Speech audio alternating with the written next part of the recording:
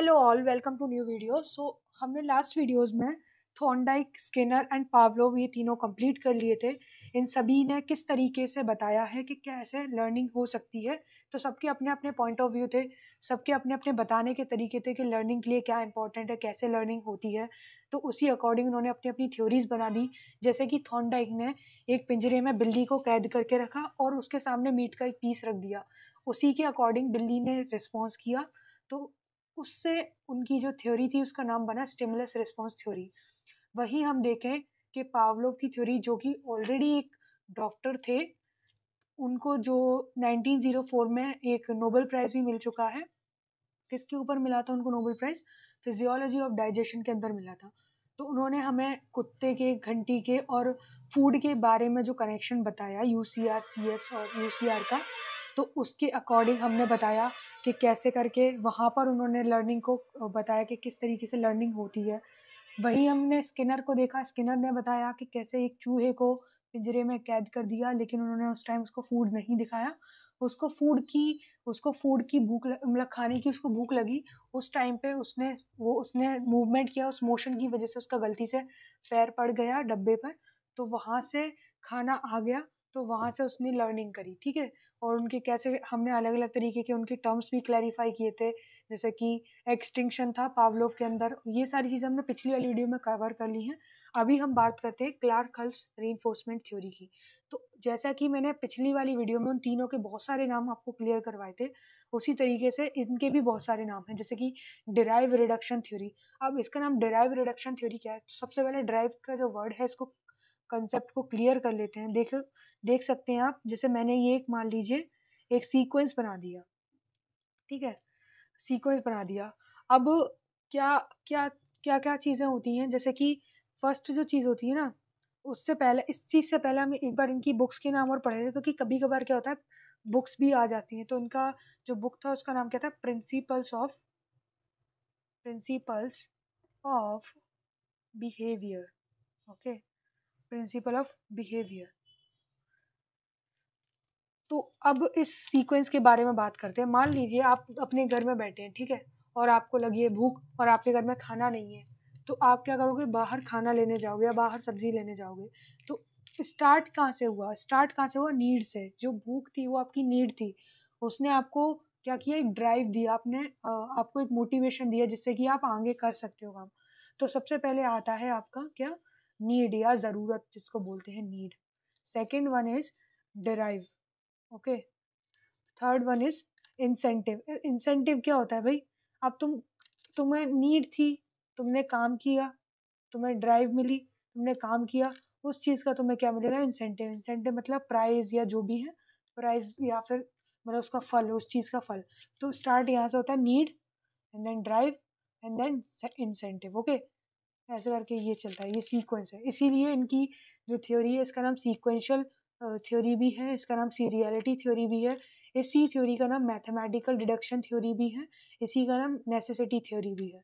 तो आप चाहे तो लिख सकते हैं, मैं एक बार लिखवा देती हूँ, जैसे mathematical deduction theory, mathematical deduction theory, okay, necessity theory, sequential theory, seriality theory, ये सारे इसके नाम हैं। आपको ज़रूर से याद रखनी है, जैसा कि मैंने लास्ट वाली वीडियो में भी आपको बताया था कि कभी कभार क्या नाम से ही पूछ रहे थे। मान लीजिए उन्होंने बोला मैथमेटिकल डिडक्शन थ्योरी किसकी है, तो आप उस टाइम जवाब नहीं दे पाएंगे। तो इसके लिए नामों को याद रखिए, क्योंकि मैं ये जो पढ़ा रही हूँ ये बहुत ज़्यादा ऑथेंटिक है, आप इसमें गलती नहीं निकाल सकते। तो मैंने नाम भी बिल्कुल एकदम एग्जैक्टली सेम रखे हैं, बिल्कुल सही रखे हैं। और ये मतलब ऐसा नहीं है कि कहीं से वैसा कंटेंट हो, कहीं से चैट जीपीटी से या लोग आ जाते हैं। ये बहुत ज़्यादा ऑथेंटिक बुक से लिया गया कंटेंट है, तो आप इन नामों को ज़रूर से याद रखें, ठीक है। अब हमारा क्लार्कल का ये वाला कॉन्सेप्ट हो गया। तो उन्होंने भी आपको बताए लर्निंग के कॉन्सेप्ट, मतलब लर्निंग के कौन कौन से टाइप होते हैं। तो उन्होंने बताया, एक तो लर्निंग के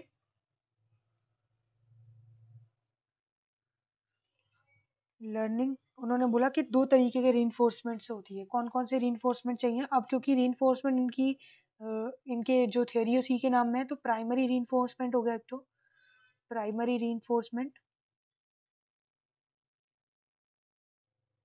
और एक हो गया आपका secondary reinforcement. Okay, secondary reinforcement.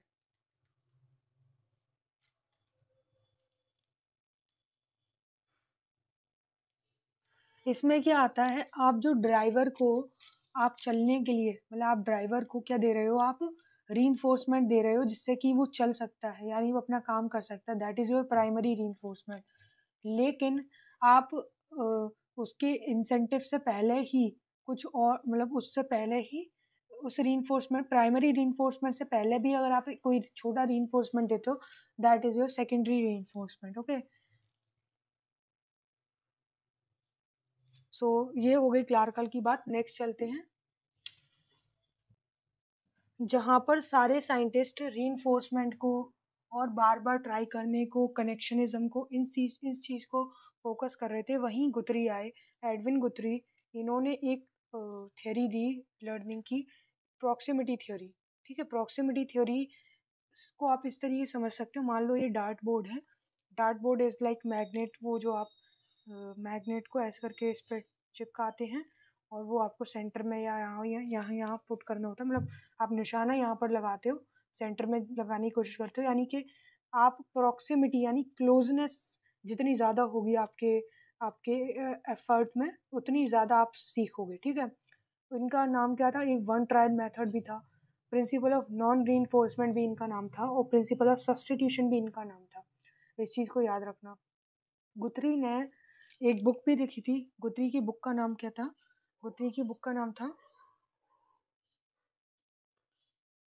The psychology of learning, the psychology of learning. मैं इनके नाम एक बार आपको, वैसे तो आपको हो ही गए होंगे, इनका नाम क्लार्कल था, थॉर्नडाइक का नाम थॉर्नडाइक था, स्किनर का नाम, जिन्होंने स्किनर वाली थ्योरी दी थी, उनका नाम BF स्किनर था, और जो पावलोव थे उनका नाम इवान पावलोव था। तो आप इसको एक बार याद रखिएगा। मैंने शायद या तो मैं भूल गई थी बताना उस टाइम पे नाम, तो मैं या फिर मैंने ये सोचा था कि क्योंकि इनके नाम ही लिख रहे हैं तो वो मैंने बताया नहीं, इसलिए साइकोलॉजी ऑफ लर्निंग। ओके, अब क्या हुआ, गुथरी ने क्या हुआ, हैबिट फॉर्मेशन के 3 तरीके बताए, हैबिट फॉर्मेशन के। ये क्या है, इनकी जो थ्योरी है वो स्टूडेंट्स में हैबिट फॉर्मेशन की बहुत ज़्यादा काम आती है। ठीक है, एक उन्होंने बताया थ्रेशोल्ड। थ्रेशोल्ड को आप ऐसे समझ सकते हैं, मान ले एक एग्जांपल लेते हैं कि आपकी मम्मा है ना, वो या आपकी मम्मा नहीं है, छोटे बच्चे की मम्मी है। ठीक है, वो बच्चा कह रहा है कि नहीं नहीं मैं ये नहीं खाऊंगा, आपने जो खाना बनाया है मैं आज कुछ भी नहीं खाऊंगा। तो मम्मी बोलते हैं ठीक है बेटा, लेकिन मैंने ये तेरे लिए मैगी बनाई है, तू इसको टेस्ट कर ले। उसने बोला ठीक है यार, टेस्ट ही तो करनी है, एक चम्मच टेस्ट कर लेते हैं। तो वो क्या करता है, मैगी को टेस्ट कर लेता है। अब मैगी को टेस्ट करता है, मैगी इसको अच्छी लगती है, वो मैगी को खा लेता है। अब मम्मी बोलती है कि भाई तूने मैगी खा ली है तो खाना भी खा ले। क्यों? फिर उसने बोलता है यार खा तो लिया ही है, तो अब खाना भी खा लेते हैं। तो अपने अपनी चीज़ को मतलब अपने काम को करवाने के लिए अगर आपको एक स्टेप पीछे हटना पड़ता है, उसी को आप थ्रेशोल्ड मेथड बोलते हैं। कौन सा मेथड बोलते हैं? Threshold method. Next is your fatigue method. Habit formation के मेथड बता रही हूँ मैं आपको, कैसे हैबिट फॉर्म होती है। ठीक है, छोटे स्टूडेंट्स के अंदर। तो फटीग क्या होता है, मान लीजिए एक स्टूडेंट है, ठीक है, उसको मोबाइल देखना बड़ा पसंद है, वो मोबाइल देखता है देखता है देखता है, तो क्या वो दिन भर मोबाइल देखता रहता है। ठीक है, अब आपने उसको क्या किया, उसकी हैबिट फॉर्म करवाने के लिए उसको आपने 24 आवर्स कि अब भाई तू मोबाइल से हटेगा ही नहीं, कुछ भी करने नहीं जाएगा, जब तक तू थक नहीं जाएगा तो यही मोबाइल ही देखता रहेगा। तो उससे क्या होगा, उसको टेंशन आएगी, फटीग हो जाएगा उसको, इसीलिए इसको फटीग मेथड बोलते हैं। और फिर मतलब वो लास्ट में उसको मोबाइल को छोड़ देगा। फिर होता है इनकंसिस्टेंट मेथड। इनकंसिस्टेंट मेथड के जैसे मान लीजिए एक लड़की है, उसको बुक्स पढ़ना पसंद नहीं है, जो कि उसकी टेक्स्ट बुक है, तो आपने क्या किया, उसको एक कॉमिक बुक ला दी। ठीक है, पिंकी वाली बुक जो मतलब मिलती थी पहले, वो पिंकी वाली बुक ला दी आपने उसको। तो पिंकी की जब आपने बुक लाई तो उसको भाई वो अच्छी लगी, तो पिंकी की वाली जो बुक उसने पढ़ी, तो आपने उसके साथ में उसकी जो टेक्स्ट बुक है वो क्या कर दी, रिप्लेस कर दी। तो जैसे ही आपने उसको टेक्स्ट बुक को रिप्लेस किया तो उसने उसको भी पढ़ना स्टार्ट कर दिया। तो ये वाला जो मेथड होता है ना हैबिट फॉर्मेशन का, दैट इज योर इनकंसिस्टेंट, या इसको एसिमिलेशन भी बोलते हैं। क्या भी बोलते हैं? एसिमिलेशन मेथड, या असंगत मेथड भी बोलते हैं इसको, असंगत। ठीक है, तो ये आपके एडविन गुथरी के सारे ये हो गए प्रिंसिपल। बात करते हैं कोलर की। तो कोलर एक्चुअल में गेस्टाल्टिज्म का जो प्रिंसिपल है उस पर वो फॉलो करते थे। ठीक है। वैसे मैक्स वर्दाइमर थे उसके एक्सपोनेंट, लेकिन ये उनके फॉलोअर थे, ठीक है। तो अब आ जाते हैं कोलर की इनसाइड थ्योरी ऑफ लर्निंग पे। इनसाइड थ्योरी ऑफ लर्निंग क्या कहती है, पहले तो उसके नाम देख लेते क्या क्या है। Theory of part to whole, insight theory of learning, intuitive theory of learning and Gestalt theory of learning. Okay, अब इन्होंने जो बुक लिखी थी, किसने लिखी थी? कोलर ने लिखी थी। याद रखिएगा, ये जो थ्योरी है ये किसने दी थी? कोलर ने। इन्होंने दी थी मेंटालिटी ऑफ एप्स। अब एप्स जो वर्ड आ रहा है, एप्स वर्ड क्यों आ रहा है? क्योंकि इन्होंने एप्स के ऊपर एक एक्सपेरिमेंट किया था जिसमें कि एक चिंपैंजी था, चिंपैंजी जिसका नाम क्या था? एक्चुअल में ना बहुत सारे एग्जाम्स हैं, जैसे ये रीट जैसे एग्जाम्स होते हैं ना, इसमें ये नाम भी पूछ लेते हैं। तो चिंपैंजी जो था उसका नाम था सुल्तान। क्या नाम था? सुल्तान, ठीक है। और जो आइलैंड था, आइलैंड का नाम क्या था? Canary island. कौन सा आइलैंड? Canary island. ओके, सो केनरी आइलैंड पे सुल्तान नामक चिंपैंजी था। तो उसके साथ में क्या एक्सपेरिमेंट किया था इन्होंने? क्या किया था, उसको एक बॉक्स दिया, ठीक है, एक बॉक्स दे दिया, ठीक है, और यहाँ पर रख दी एक छड़ी। तो पहले तो एक बॉक्स वाला एक्सपेरिमेंट दिया और ऊपर उन्होंने ऐसे बनाना से ऐसे लटका दिए, ठीक है, छत से। तो क्या हुआ यहाँ पर, जब वो था ना सुल्तान, तो वो इसके ऊपर चढ़ा बॉक्स के ऊपर, तो उसने बनाना तोड़ लिए। नेक्स्ट में उन्होंने क्या किया, उसको एक पिंजरे में बंद कर दिया, जो चिंपैंजी था। और पिंजरे में बंद करने के बाद में यहाँ पर रखा डंडा, ठीक है, एक डंडा रख दिया, और यहाँ पर रखी बनानास, ठीक है, बनानास रख दिए। अब बनानास यहाँ पे रख दिए, तो सुल्तान ने क्या किया, यहाँ पर इस डंडे की हेल्प से इन बनानास को अपनी तरफ ले लिया। तो ये दो एक्सपेरिमेंट्स थे, और करवाए किसने थे? कोलर ने करवाए थे। तो ये जो थ्योरी है वो इन्हीं कोलर की है, ठीक है। इसीलिए इन्होंने अपनी बुक का नाम क्या रखा था? Mentality of apps. अब आ जाते हैं आहा एक्सपीरियंस। और एक और वर्ड है परसेप्शन, जो वर्ड है परसेप्शन, वर्ड पे इन्होंने बहुत ज़्यादा इंपॉर्टेंस दी है। यानी कि आप जो परसेप्शन करते हो उसी के अकॉर्डिंग आप काम करते हो। यानी कि उसने जब डंडा देखा तो उसने कोऑर्डिनेशन किया कि भाई केला कैसे आ सकता है, हाथ तो इतना मेरा लंबा है नहीं। तो उसने क्या किया, उसने जो स्टिक थी उसको ऐसे उठाया और फिर उसको ऐसे अपनी तरफ खींच लिया। ऐसे ही उसने बॉक्स देखा, उसने सोचा कि मैं भाई इतना लंबा हूँ नहीं, तो वो बॉक्स पर चढ़ करके उसने केले ले लिए। खाना उसको केले थे, उसका मेन जो गोल था वो बनानास थे, ठीक है। तो इस चीज़ को उसको अचीव करने के लिए उसने ये सारे क्या लिए हैं? मीडियम लिए हैं, जैसे बॉक्स हो गया, ये स्टिक हो गई। तो हम जो भी परसेप्शन करते हैं उसके अकॉर्डिंग हम काम करते हैं। तो परसेप्शन जो वर्ड है वो किसने दिया है? वो कोहलर की थ्योरी में आया है, ये चीज़ आपको याद रखनी है। नेक्स्ट इज योर, हाँ, इन्होंने अ, अ, इन्होंने एक और चीज़ दिया था, आहा एक्सपीरियंस। आहा एक्सपीरियंस क्या होता है भाई? जब आप कोई भी काम करते हो, ठीक है, और उस काम को वो अच्छा हो जाए, वो एक्सपीरियंस, तो अगर वो अच्छा हो जाता है तो वो कहलाता है आपका आहा एक्सपीरियंस, ठीक है। और इनके 3 लॉज भी हैं, 3 laws of Kohler, 3 laws of Kohler, ठीक है। कौन कौन से लॉज हैं? फर्स्ट जो लॉ है वो that is law of similarity, law of similarity, law of proximity,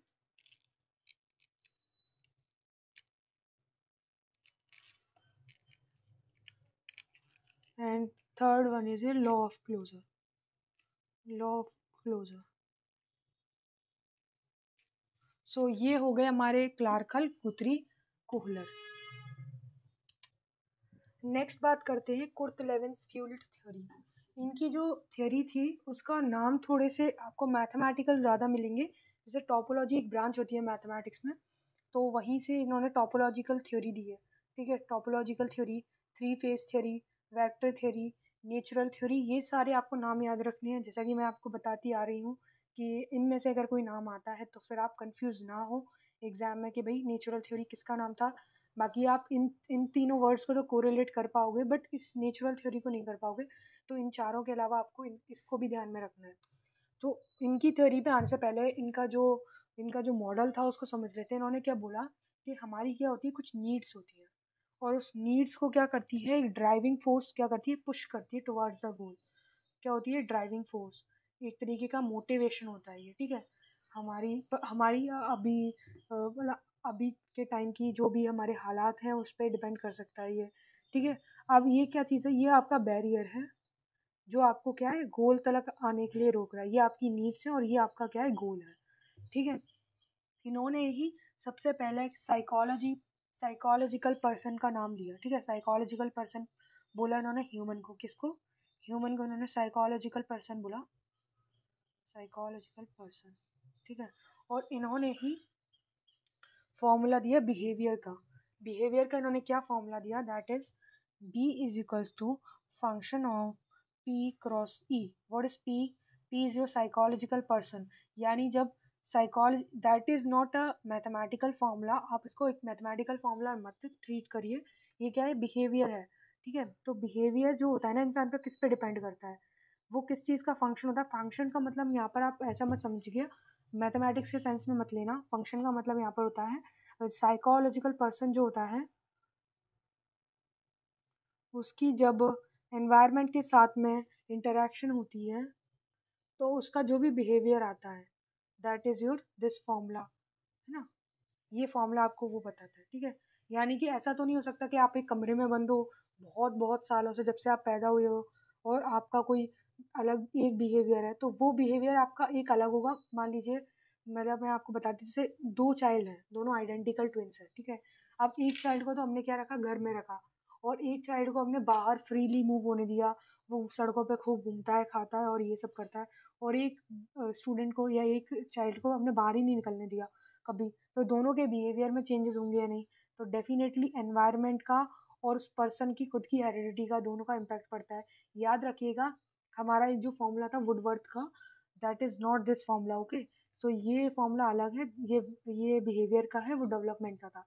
वो डेवलपमेंट में था एच इंटू एनवायरनमेंट, यानी एच का मतलब हेरिडिटी का इंटरेक्शन विद द एनवायरनमेंट। यहाँ पर साइकोलॉजिकल पर्सन का जो इंटरेक्शन हुआ है एनवायरनमेंट के साथ में, वो उसका बिहेवियर तय करता है। कुर्ट लेविन ने ये भी बताया कि जब भी कोई भी पर्सन लर्निंग करता है तो ये तीन तरीके के उसमें चेंजेस आते हैं। तो first one is unfreezing, second one is changes, and third one is refreezing. तो अनफ्रीजिंग क्या होता है भाई? मान लीजिए आपके कोई कॉन्सेप्ट्स हैं, वो जब चेंज होते हैं तो वो कहलाता है आपका अनफ्रीजिंग, ठीक है। वो चेंज हो रहे हैं, अब आप उनको चेंज करके नए को अडेप्ट कर रहे हो, दैट इज़ योर चेंजेस। और जब आप उनको मतलब उनको अपने अंदर अडेप्ट करने के बाद में अपने अंदर स्टोर कर पा रहे हो, दैट इज़ योर रीफ्रीजिंग। तो ये आपके क्या हो गई? सारे तीन टाइप्स हो गए, किसके? लर्निंग के हो गए अकॉर्डिंग टू कुर्ट इलेवन। और एक और चीज़ थी जो मैं बताना चाह रही थी, that is your life space. Life space जो वर्ड दिया है इन्होंने, वो किस चीज़ को बताया इन्होंने? लाइफ स्पेस को। ये हमारे कंफर्ट जोन को इन्होंने लाइफ स्पेस किया है, ठीक है। लाइफ स्पेस, एक बार मैं इसको बोल देती हूँ 1 2 एंड 3, और life space is another thing, okay. So यहाँ पर दे देते हैं life space. So life space क्या होता है भाई? लाइफ स्पेस होता है हमारा, लाइफ स्पेस का मतलब होता है हमारा कंफर्ट जोन। तो जब हम कंफर्ट जोन से बाहर आते हैं तब जा करके हम लर्निंग कर पाते हैं, ओके। सो नेक्स्ट थ्योरी पे आ जाते हैं, बात करते हैं Albert Bandura's social learning theory. Actual में इनकी ऑलरेडी थ्योरी आ चुकी थी, लेकिन ये कॉग्निटिविज्म से इतने ज़्यादा इंस्पायर हुए कि इन्होंने अपनी जो थ्योरी है वो नई निकाल दी, ठीक है। इनकी जो थ्योरी है वो कहलाती है सोशल लर्निंग थ्योरी, और इनके कुछ और भी नाम है, जैसे कि सोशल लर्निंग थ्योरी के अलावा modelling theory, observing theory, imitation theory, direct learning theory, है ना। ये सारे इनके नाम हैं। और इनकी जो थ्योरी है वो क्या कहलाती है? ब्रिज बिटवीन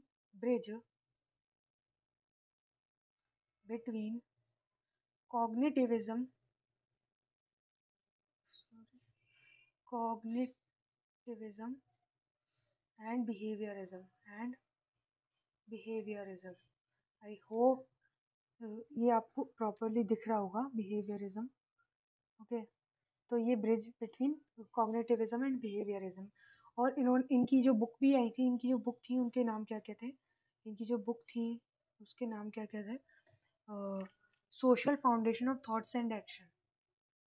तो ये इन्होंने अपनी ऑलरेडी दे दी थी बुक, लेकिन ये बहुत ज़्यादा इंस्पायर हुए थे कॉग्निटिविज्म से, जो कि कॉग्निटिविज्म किसका है मे बी आप जानते होंगे, जीन प्याजे का। सो सोशल फाउंडेशन।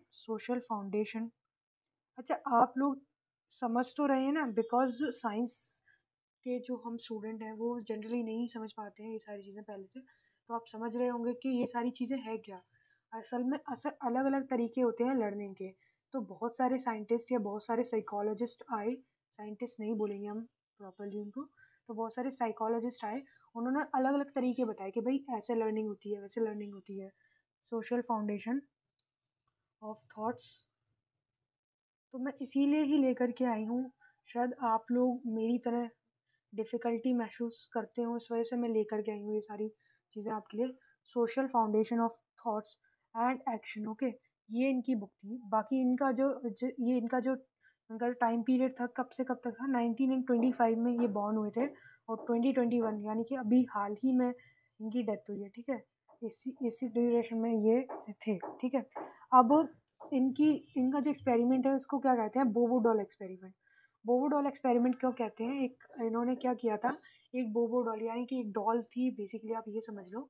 उसको क्या किया इन्होंने, एक कमरे में बंद किया, वहाँ पर 3-4 का बच्चों का पेयर दिया। अब उन 3-4 बच्चों की पहले पेयर ने उस डॉल को खूब मारा, ठीक है। अब सेकेंड वाले पेयर को भेजा, उस वाले में से कुछ बच्चों ने मारा, कुछ ने नहीं मारा, ठीक है। यानी कि जो पहले वाले पेयर से इंस्पायर हुए कुछ बच्चे, और कुछ किसी किसी को उस बोबो डॉल पे क्या आ गया, तरस आ गया। तो ये इनका एक्सपेरिमेंट था, ठीक है। तो यानी हम इसीलिए बोलते थे, ये बोलते थे कि मॉडलिंग मतलब आप अपने बच्चों को जो जैसा बनाना चाहते हो वैसे मॉडल आप उनके सामने रखा करो, ठीक है। तो इसीलिए इनकी जो थ्योरी है उसका नाम थ्योरी ऑफ मॉडलिंग भी है। और जो इंसान ऑब्जर्व करता है उससे सीखता है, वो करता है, ठीक है। थ्योरी ऑफ इमिटेशन यानी कि जो बार बार में रिपीट करके या इमिटेट करके सीखते हैं, ये दैट इज इस इनका नाम है इनकी थ्योरी का। और थ्योरी ऑफ डायरेक्ट लर्निंग भी इनकी थ्योरी का ही नाम है। अब इन्होंने 4 स्टेप्स बताए, किसके, सोशल लर्निंग के इन्होंने 4 स्टेप्स बताए, ठीक है। अब 4 स्टेप्स कौन कौन से, अभी हाल ही के एग्जाम में, अभी जो एग्जाम हुआ था फर्स्ट ग्रेड का, उसके एग्जाम्स में भी आया था ये क्वेश्चन। वो क्या था कि फर्स्ट जो है वो है अटेंशन,